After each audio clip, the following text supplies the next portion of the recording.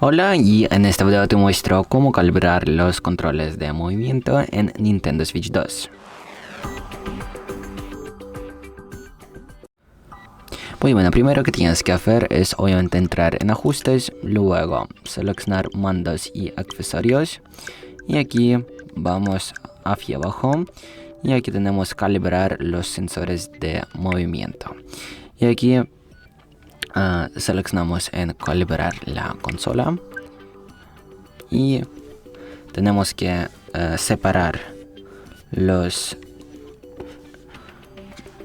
estos joysticks. A ver, vamos a hacer rápidamente.